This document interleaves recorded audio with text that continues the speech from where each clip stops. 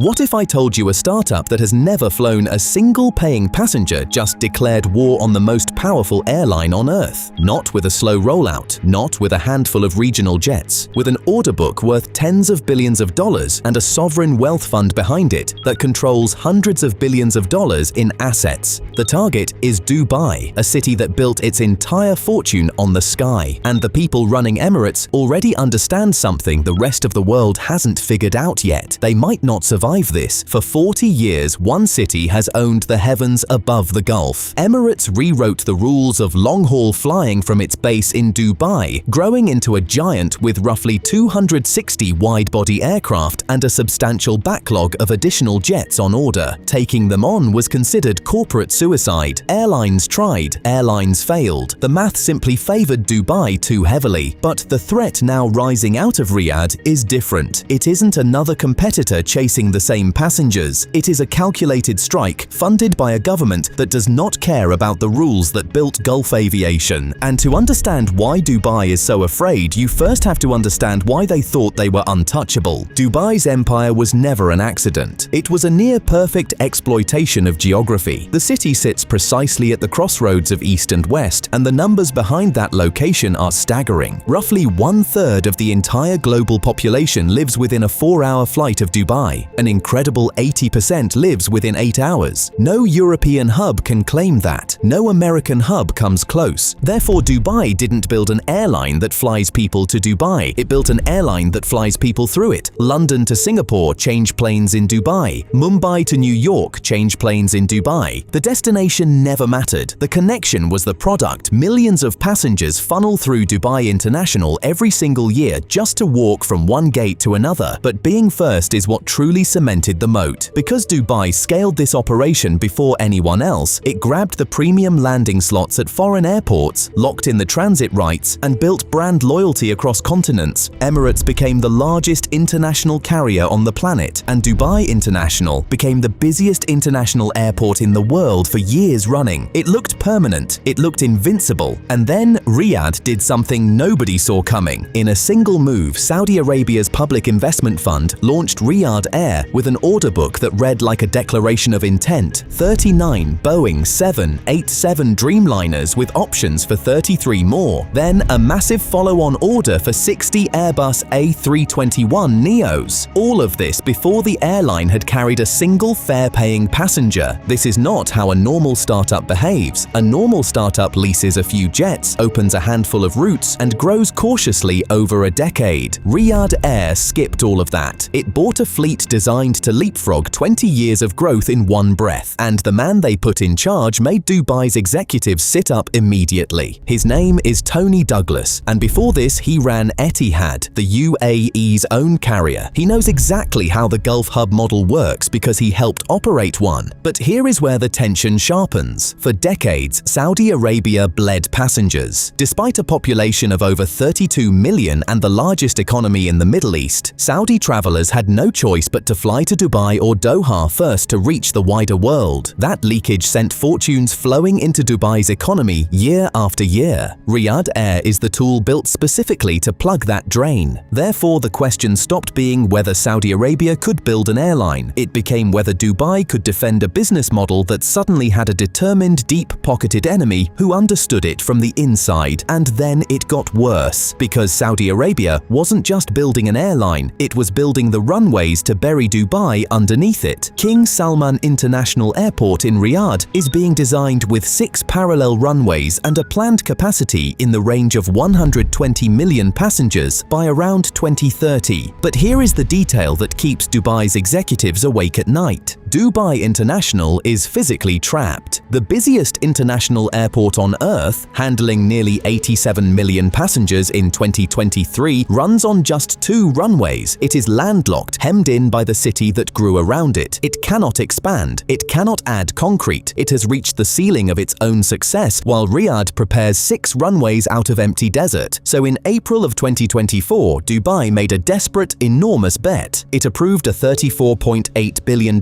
expansion of Al Maktoum International out in the desert, far from the choked old hub. The new facility is planned with 5 parallel runways, more than 400 aircraft gates, and a final capacity of 260 million passengers a year. The entire Emirates operation is meant to shift there within a decade. Therefore, this was never about ambition. It was a preemptive defensive strike. Dubai is trying to outbuild Saudi Arabia before Saudi Arabia can outbuild Dubai, ensuring that no matter how fast Riyadh Air grows, Emirates can always offer more flights, more connections, more raw capacity. It is the logic of an arms race. Two governments pouring tens of billions of dollars into concrete and steel, each terrified of what the other will finish first. But spending alone doesn't explain the fear inside Dubai's boardrooms, because Riyadh Air was never really an airline at all. And this is the moment everything you've heard so far flips on its head. Every analyst who looked at Riyadh Air's order book asked the same skeptical question: can a state-funded vanity project ever actually make money? The industry has seen this movie before, and it ended in disaster. They call it the Etihad trap. Back in the 2010s, Abu Dhabi's Etihad tried to scale aggressively and catch Emirates, buying stakes in airlines across Europe and Asia to feed traffic into its hub. It burned through billions of dollars. Air Berlin collapsed, Jet Airways went under, Alitalia fell into administration. Etihad grounded its A380s and spent years bleeding cash until it surrendered the dream entirely and shrank into a mid-sized carrier. Industry purists looked at Riyadh Air and said the same fate was waiting, but that is exactly the assumption that makes Dubai so afraid, because it is wrong. Riyadh Air does not need to make a profit on ticket sales. For the Public Investment Fund, the airline is a loss leader for something far larger called Saudi Vision 2030. If Riyadh Air slashes fares, steals market share, and operates at a loss, but successfully funnels tourists, businesses, and global headquarters into Saudi Arabia to help unlock a multi-trillion-dollar non-oil economy, then the aviation losses are a rounding error, acceptable, forgettable. Therefore, the playing field is not level. It is tilted in a way that defies every rule of commercial aviation, and the consequence of that tilt is something Dubai cannot escape, because while Saudi Arabia can afford to lose money forever, Dubai cannot afford to lose money at all. The real story is just beginning, and it comes down to a single number. Aviation supports roughly a quarter to nearly a third of Dubai's entire economy, 30%. The hotels, the shopping, the real estate, the financial district, all of it ultimately fed by the river of people flowing through that airport. Dubai is not a country with an airline. Dubai is a city-state that exists because of one. Therefore, Emirates cannot do what Etihad did and simply absorb losses for years. Emirates must be profitable every quarter, and it is now being dragged into a pricing and capacity war against an opponent who has decided that profit is irrelevant. Imagine sitting across a poker table from a man who genuinely does not care if he loses every chip he owns. You cannot bluff him. You cannot outspend him. You can only watch as he keeps raising. Now consider what Riyadh Air is actually targeting, not the transit passengers funneling through to somewhere else. Tony Douglas knows that game and chose a different one. Riyadh Air is chasing point-to-point traffic and inbound tourism, flights that land in Saudi Arabia and stay there, pouring money directly into the Saudi economy instead of Dubai's. The goal is to contribute $20 billion to Saudi Arabia's non-oil output. But here is where it all comes together in the most uncomfortable way for Dubai. Saudi Arabia doesn't even need to capture all of Dubai's traffic. It only needs to capture enough. Every percentage point of transit passengers that decides to fly direct into Riyadh instead of connecting through Dubai is a permanent wound to a city that runs on thin margins and massive volume. A few percent of 87 million people is millions of passengers and the hotels and malls and yields that travel with them. Therefore, the question shifts one final brutal time. It is no longer whether Riyadh Air can beat Emirates. It is whether a sovereign fund willing to burn money indefinitely can slowly starve a city that needs every flight to pay. And the answer to that may already be hiding in plain sight, in the one thing Dubai built to save itself. Remember that two-runway airport choking on its own success. The $34.8 billion